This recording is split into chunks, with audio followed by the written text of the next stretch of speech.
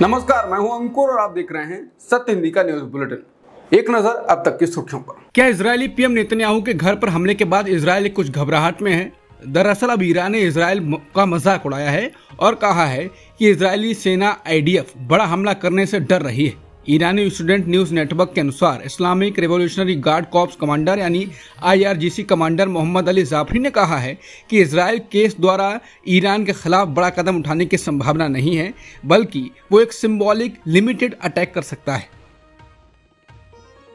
Israel के रक्षा मंत्री Yoav Gallant ने कहा है कि ईरान में हमला करने के बाद हर कोई समझ जाएगा कि हमने किस तैयारी और प्रशिक्षण से हमला किया। उन्होंने आगे कहा कि जिस किसी ने 1 साल पहले हमें पीटने और हम पर हमला करने का सपना देखा था, उसे भारी कीमत चुकानी पड़ी और अब वो उस सपने में नहीं है। इजरायल ने कहा कि 1 अक्टूबर को हुए ईरान के बैलिस्टिक मिसाइल हमले का जवाब दिया जाएगा। ईरान समर्थित लड़ाकों ने इजरायल के पास मौजूद अमेरिकी सेना के बेस पर हमला किया है। पूर्वी सीरिया में यह घटना घटी जब 6 रॉकेटों ने कोनोको गैस क्षेत्र में एक अमेरिकी बेस को निशाना बनाया। इनमें से 4 रॉकेट सुविधा केंद्र के रडार स्टेशन से टकराए। रिपोर्ट के मुताबिक 4 रॉकेटों ने कोनोको गैस क्षेत्र में सैन्य अड्डे के अंदर अपने लक्ष्यों को सफलतापूर्वक मारा। फिर जवाब में अमेरिकी सेना ने सीरियाई सरकार द्वारा नियंत्रित 7 गांवों पर हमले किए। यह घटना क्षेत्र में सैन्य गतिविधियों में बढ़ोतरी का संकेत है।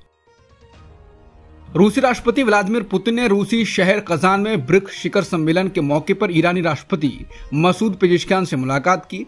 पुतिन ने पेजेश्कियान को बताया कि दोनों देश जल्द ही एक व्यापक सहयोग समझौते पर हस्ताक्षर करेंगे और कहा कि दोनों नेता सीरिया और मध्य पूर्व की स्थिति पर चर्चा करेंगे। दोनों नेताओं के बीच ये पहली मुलाकात है। हिजबुल्लाह इजरायल पर लगातार निशाना साध रहा है और हमले कर रहा है। अब हिजबुल्लाह ने इजरायली सैन्य ठिकानों पर ताजा हमले शुरू कर दिए हैं। हिजबुल्लाह ने बुधवार को सिलसिलेवार बयान जारी कर हमलों की पुष्टि की। ताजा हमलों में हिजबुल्लाह ने कहा कि उसने गाइडेड मिसाइल्स का इस्तेमाल करके 6 इजरायली मार्कवा टैंकों को निशाना बनाया। इसके अलावा एक हरमीज 450 ड्रोन को भी मार गिराया। इसके अलावा हिजबुल्लाह ने दावा किया है कि इजरायली सैनिक भी मारे गए हैं और घायल भी हुए हैं। इसके अलावा इजरायली सेना द्वारा लोगों को शहर के बड़े हिस्से को खाली करने की चेतावनी जारी करने के बाद लेबनानी नागरिक टायर से भाग गए हैं। टायर की आपदा प्रबंधन इकाई के प्रमुख मोटाडा मन्ना ने कहा, स्थिति बहुत खराब है, हम लोगों को निकाल रहे हैं। रूस के कजान में हो रहे 16वें ब्रिक्स शिखर सम्मेलन में भाग लेने के लिए प्रधानमंत्री मोदी ने ईरान के राष्ट्रपति मसूद पेजेश्कियान से मुलाकात की है। ब्रिक्स समिट से इतर दोनों नेताओं के बीच कजान में द्विपक्षीय बैठक हुई। बैठक में पीएम मोदी और प्रेसिडेंट पेजेश्कियान के बीच कई मुद्दों पर बातचीत हुई और दोनों पक्षों ने इसे सार्थक चर्चा बताया। बैठक के बाद पीएम मोदी के साथ बातचीत के अनुभव पर हुए सवाल पर ईरानी राष्ट्रपति ने बहुत अच्छा कहकर जवाब दिया। पीएम मोदी ने बुधवार को रूस के कजान में ब्रिक्स शिखर सम्मेलन से इतर चीन के राष्ट्रपति शी जिनपिंग के साथ द्विपक्षीय वार्ता की। ये मई 2020 में पूर्वी लद्दाख सीमा विवाद उत्पन्न होने के बाद दोनों देशों के बीच शीर्ष स्तर पर पहली बैठक है। ये वार्ता ऐसे समय में हुई है जब एक दिन पहले ही भारत और चीन ने पूर्वी लद्दाख में LAC पर अपनी सेनाओं द्वारा गश्त करने के समझौते पर सहमति जताई थी। चीन के राष्ट्रपति से बैठक के दौरान प्रधानमंत्री मोदी ने कहा कि वैश्विक शांति और स्थिरता के लिए हमारी बैठक अहम है। सीमा पर सहमति का स्वागत है। मुझे विश्वास है कि हम खुले मन से बातचीत करेंगे और हमारी चर्चा कंस्ट्रक्टिव होगी। इसके अलावा चीन के राष्ट्रपति शी जिनपिंग ने पीएम मोदी से कहा कि चीन और भारत को अपना सहयोग मजबूत करना चाहिए। मीडिया ने राष्ट्रपति के हवाले से कहा कि दोनों पक्षों को बातचीत और सहयोग को मजबूत करना चाहिए, मतभेदों को ठीक से संभाला जाना चाहिए और एक दूसरे के विकास के सपनों को साकार करना चाहिए। अमेरिकी रक्षा सचिव लॉयड ऑस्टिन ने बुधवार को कहा कि इस बात के सबूत हैं कि नॉर्थ कोरिया ने रूस में अपनी सेना भेजी है और दक्षिण कोरिया के जासूसी प्रमुख ने सांसदों को बताया कि यूक्रेन में तैनात किए जाने से पहले देश में 3000 नॉर्थ कोरियाई सैनिक ड्रोन और अन्य उपकरणों पर प्रशिक्षण प्राप्त कर रहे हैं। ऑस्टिन ने संवाददाताओं से कहा, वो वास्तव में क्या कर रहे हैं देखना बाकी है। ये ऐसी चीजें हैं जिन्हें हमें सुलझाने की जरूरत है। अमेरिकी राष्ट्रपति जो बाइडेन के प्रशासन के एक वरिष्ठ अधिकारी के मुताबिक अमेरिकी प्रशासन ने इजरायली नेताओं से कहा है कि उत्तरी गजा में घिरे नागरिकों को मानवीय सहायता दिलाने के लिए बहुत कुछ करने की जरूरत है। उनके मुताबिक अमेरिकी विदेश मंत्री एंटनी ब्लिंकन ने चेतावनी दी है कि अगर इजरायल ने इस पर कार्रवाई नहीं की तो इसके खिलाफ अमेरिकी कानून के दायरा बढ़ सकता है। मंगलवार को अमेरिकी विदेश मंत्री ने यरूशलेम और तेल अवीव में सिलसिलेवार बैठकों में इजरायली पीएम बेन्यामिन नेतन्याहू, रक्षा मंत्री योआव गैलेंट, रणनीतिक मामलों के मंत्री रॉन डर्मर और वरिष्ठ सैन्य अधिकारियों से मुलाकात की। बता दें, इजरायल को ब्लिंकन का स्पष्ट संदेश इस बढ़ती आलोचना के बावजूद आया है कि अमेरिका गजा में आम नागरिकों के मारे जाने की गति को रोकने में विफल रहा। हरियाणा और महाराष्ट्र विधानसभा चुनावों को अलग करने के चुनाव आयोग के फैसले पर काफी चर्चा हुई। कुछ राजनीतिक विश्लेषकों ने इसे हैरान करने वाला फैसला भी कहा। तर्क दिया जाता है कि दोनों राज्यों में पिछले 3 चुनाव एक साथ हुए थे, तो इस बार अलग क्यों? ऐसे में अब शिवसेना यूबीटी नेता संजय राउत ने चुनाव आयोग द्वारा घोषित कार्यक्रम पर सवाल उठाए। उन्होंने इशारा किया है कि भाजपा के राज्य में राष्ट्रपति शासन लगाने की चाल है ताकि विपक्षी महाविकास आघाड़ी को सत्ता से बाहर रखा जा सके। राउत ने कहा कि महायुति सरकार राज्य में राष्ट्रपति शासन लगाने की योजना बना रही है और चुनाव आयोग ने इसे ध्यान में रखते हुए चुनाव कार्यक्रम बनाया। संजय राउत का तर्क था कि जो तारीखें दी गई हैं उसके हिसाब से किसी भी गठबंधन को सरकार बनाने के लिए बहुत कम समय दिया गया है, क्योंकि नतीजों की घोषणा और विधानसभा के मौजूदा कार्यकाल की समाप्ति के बीच केवल 3 दिन का समय है। संजय राउत ने कहा कि मतदान 20 नवंबर को है और 26 नवंबर तक नई सरकार का गठन होना है। आमतौर पर इतना कम समय नहीं दिया जाता। एमवीए की जीत के बाद विधायकों को विधायक दल के नेताओं का चुनाव करने के लिए पूरे राज्य से आना होगा।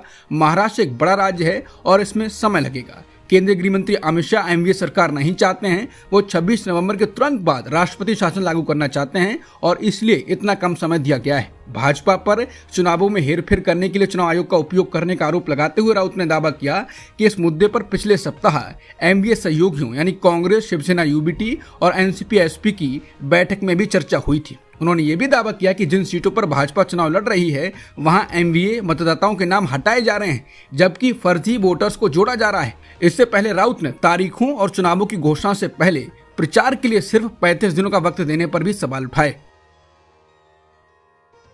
महाराष्ट्र विधानसभा चुनाव के लिए महाविकास आघाड़ी के बीच 255 सीटों पर सहमति बन गई। राज्य में कुल 288 विधानसभा सीटें हैं। प्राप्त जानकारी के अनुसार तीनों ही दल शिवसेना, एनसीपी, एसपी और कांग्रेस 85 सीटों पर ताल ठोकेंगे और बची हुई सीटों सहयोगियों के बीच में बांटी जाएंगी। इसके साथ ही शिवसेना यूबीटी की तरफ से 65 प्रत्याशियों के नाम का ऐलान कर दिया गया है। उद्धव ठाकरे के बेटे आदित्य वर्ली विधानसभा सीट से चुनाव लड़ेंगे। महाराष्ट्र विधानसभा चुनाव के लिए एनसीपी अजित गुट ने 38 उम्मीदवारों की सूची जारी कर दी। इस लिस्ट में राज्य के उप मुख्यमंत्री और पार्टी के मुखिया अजित पवार अपने परंपरागत सीट बारामती से एक बार फिर चुनावी मैदान में होंगे। इसके साथ ही पार्टी के वरिष्ठ नेता छगन भुजबल को येवला विधानसभा सीट से उम्मीदवार बनाया गया है, जबकि दिलीप वालसे पाटिल को अंबेगांव से टिकट मिला है। पार्टी ने हसन मुशर्रफ को कागल से तो वहीं धनंजय मुंडे को परली सीट से टिकट दिया है, जबकि दिंडोरी से नरहरी झिरबाल चुनाव लड़ रहे हैं। पार्टी ने अधिकांश विधायकों को एक बार फिर टिकट थमाया है।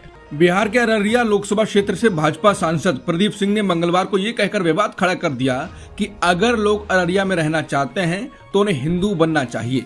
उनके शब्द हैं, अगर लोग अररिया में रहना चाहते हैं तो उन्हें हिंदू बनना होगा। जब शादी करना हो तो जरूर जाति जान लेना चाहिए। प्रदीप सिंह ने केंद्रीय मंत्री गिरिराज सिंह के नेतृत्व में निकल रही हिंदू स्वाभिमान यात्रा के दौरान अररिया में एक सभा को संबोधित करते हुए ये बात कही। सभा में भारी भीड़ थी। भीड़ ने गिरिराज सिंह और प्रदीप सिंह की बातों पर जमकर तालियां बजाईं। किसी भी समझदार शख्स ने वहां इनके बयानों पर आपत्ति दर्ज नहीं कराई। गिरिराज सिंह की इस यात्रा का रूट सीमांचल इलाका है, ये मुस्लिम बहुल इलाका है। भाजपा सांसद प्रदीप सिंह और गिरिराज सिंह की बयानबाजी तनाव बढ़ा सकती है। बीजेपी सांसद प्रदीप सिंह के बयान पर आरजेडी नेता तेजस्वी यादव ने ईंट से ईंट बजाने की चेतावनी दी। उन्होंने कहा कि भाजपा के एक सांसद ने बिहार में माहौल बिगाड़ने के लिए भड़काऊ बयान दिया और आज ही उस सांसद को नीतीश कुमार जी ने अतिरिक्त सुरक्षा मुहैया करा दी। इस देश की मिट्टी में सबकी महक और आजादी में सबका योगदान है। मैं हर एक व्यक्ति को भरोसा दिलाता हूं कि जब तक मेरी सांस है मैं बिहार को सांप्रदायिकता की आग में झोंकने वाले हर एक व्यक्ति के सामने डट कर खड़ा रहूंगा और मुसलमानों की तरफ बुरी नजर से देखने वालों की ईंट से ईंट बजा देंगे। आरजेडी सुप्रीमो लालू प्रसाद यादव ने बुधवार को पत्रकारों से बातचीत में बिहार के मुख्यमंत्री नीतीश कुमार पर बड़ा हमला बोला। लालू यादव ने कहा कि गिरिराज सिंह के राज में और नीतीश कुमार के राज में कोई फर्क नहीं है। गिरिराज की आदत है इसी तरह की बात बोलता रहता है, बस में है, हिंदू मुस्लिम सब रहेगा। इस सवाल पर कि क्या यहाँ दंगा फसाद कराना चाहते हैं, इस पर लालू यादव ने कहा कि हम लोगों के रहते दंगा फसाद कैसे करा देगा। तेजस्वी यादव कह रहे हैं कि अगर कुछ भी हुआ तो इसकी जिम्मेदारी सीएम नीतीश कुमार की है। इस पर लालू यादव ने कहा कि ठीक बोले हैं, लालू प्रसाद यादव गिरिराज सिंह की हिंदू स्वाभिमान यात्रा और बीजेपी सांसद प्रदीप कुमार सिंह के विवादित बयान को लेकर पूछे गए सवाल पर जवाब दे रहे थे। वहीं कांग्रेस ने भी हमला बोला है। कांग्रेस के प्रवक्ता राजेश राठौर ने कहा है कि ये बीजेपी सांसद प्रदीप सिंह की भाषा नहीं है, नीतीश कुमार जी की भाषा है।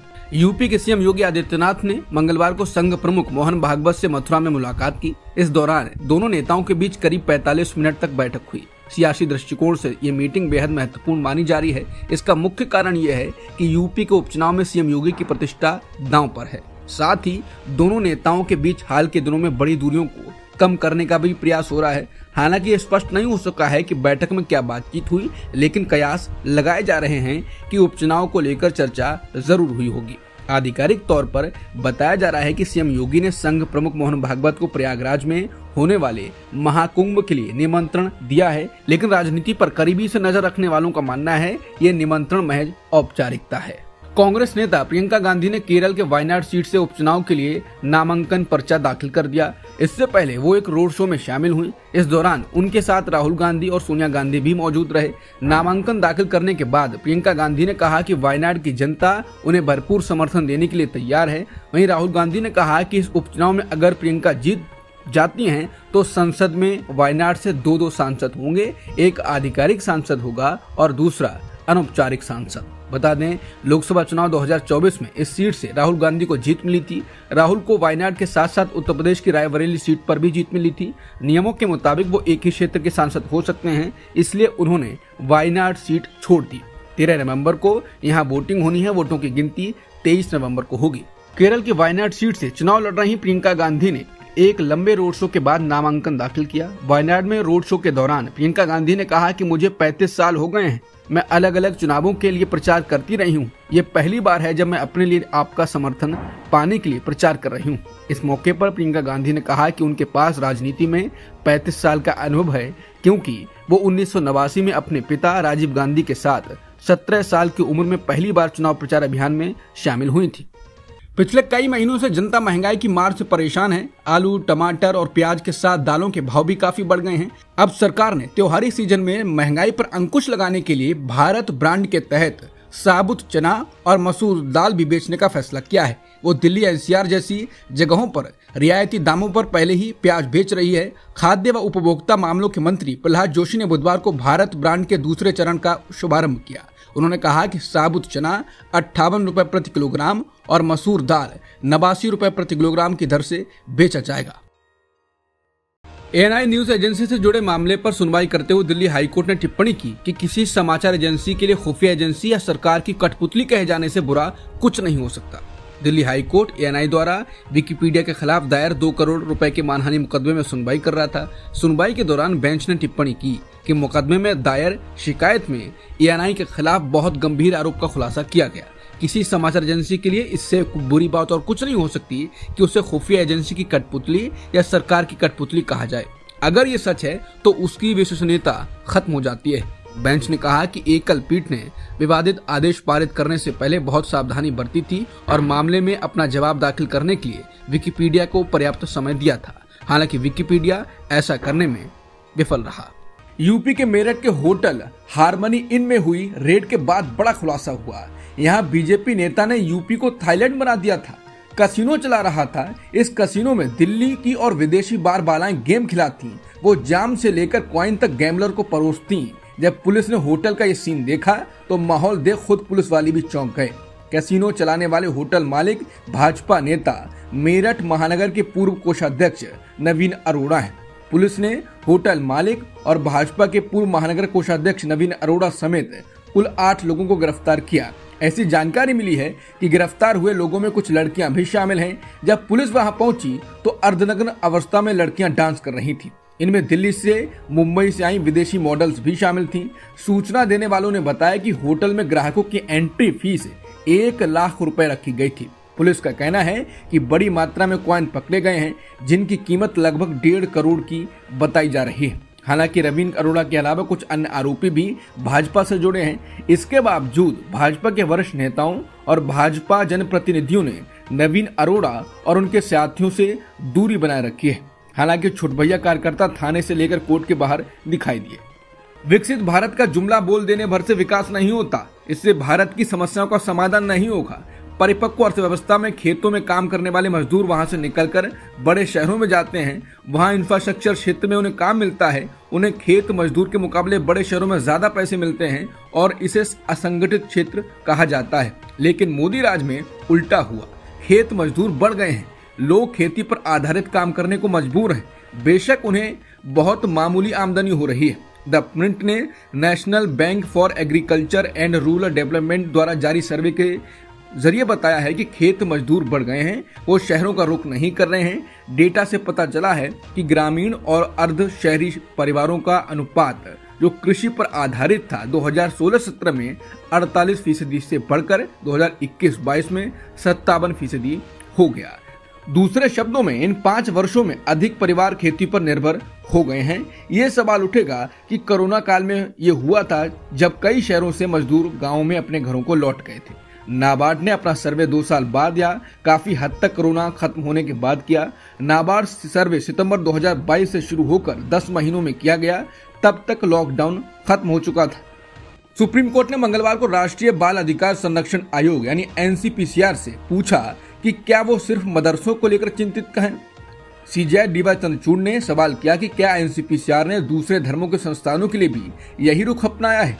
सुप्रीम कोर्ट ने सवाल किया, हमें बताएं कि क्या NCPCR ने सभी समुदायों को निर्देश जारी किया है कि वो अपने बच्चों को किसी भी मठ, पाठशाला आदि में ना भेजें। इससे पहले बाल अधिकार आयोग ने कहा था कि मदरसों के छात्र मेडिकल और इंजीनियरिंग की पढ़ाई नहीं कर पाएंगे। CJ DY चंद्रचूड़ के साथ जस्टिस JB पारदीवाला और जस्टिस मनोज मिश्रा भी सुनवाई कर रहे थे। बेंच ने इलाहाबाद हाईकोर्ट के फैसले को चुनौती देने वाली याचिकाओं पर फैसला सुरक्षित रखते हुए ये टिप्पणी की। हाईकोर्ट ने मदरसा संबंधी 2004 के उत्तर प्रदेश कानून को इस आधार पर असंवैधानिक करार दिया था कि यह धर्मनिरपेक्षता के सिद्धांतों का उल्लंघन करता है। बीजेपी नेता और महिला पहलवान बबीता फोगाट ने बिना नाम लिए साक्षी मलिक के दावों का जवाब दिया है। बबीता फोगाट ने ओलंपिक पदक विजेता साक्षी मलिक पर अपनी किताब के लिए पब्लिसिटी स्टंट अपनाने का आरोप लगाया। बबीता फोगाट ने सोशल मीडिया एक्स पर लिखा, खुद के किरदार से जगमगाओ, उधार की रोशनी कब तक चलेगी। किसी को विधानसभा मिला, किसी को पद मिला, दीदी तुमको कुछ ना मिला, हम समझ सकते हैं तुम्हारा दर्द। किताब बेचने के चक्कर में अपना ईमान बेच गई। समाचार एजेंसी PTI के मुताबिक पूर्व महिला पहलवान साक्षी मलिक ने दावा किया कि बीजेपी नेता और महिला पहलवान बबीता फोगाट ने बीजेपी के पूर्व सांसद ब्रजभूषण शरण सिंह के खिलाफ साजिश रची थी और वो कुश्ती फेडरेशन की चेयरपर्सन बनना चाहती थी। ब्रजभूषण के खिलाफ विरोध प्रदर्शन करने वाले 3 बड़े चेहरों में साक्षी मलिक भी शामिल थीं। अब उन्होंने अपनी किताब विटनेस के जरिए अपने करियर के संघर्ष के बारे में बहुत कुछ लिखा है। अमेरिका में सिख अलगाववादी गुरपतवंत सिंह पन्नू की हत्या की कथित नाकाम साजिश से जुड़े मुद्दे पर एक सवाल के जवाब में अमेरिकी विदेश मंत्रालय की प्रिंसिपल डिप्टी प्रवक्ता वेदांत पटेल ने प्रतिक्रिया दी। उन्होंने एक प्रेस कॉन्फ्रेंस में पत्रकारों से कहा है कि संबंधित जांच को आगे बढ़ाने के लिए अमेरिका और भारत दोनों सरकारों के बीच पिछले सप्ताह सूचनाओं का आदान प्रदान किया गया। हम समझते हैं कि भारत की आंतरिक जांच समिति अपनी जांच जारी रखेगी और उम्मीद करते हैं कि पिछले सप्ताह की बातचीत के आधार पर आगे कदम उठाए जाएंगे। वेदांत पटेल का कहना है कि निश्चित तौर पर अमेरिका तब तक पूरी तरह से संतुष्ट नहीं होगा जब तक कि उस जांच के नतीजों के आधार पर सार्थक जवाबदेही न तय की जाए।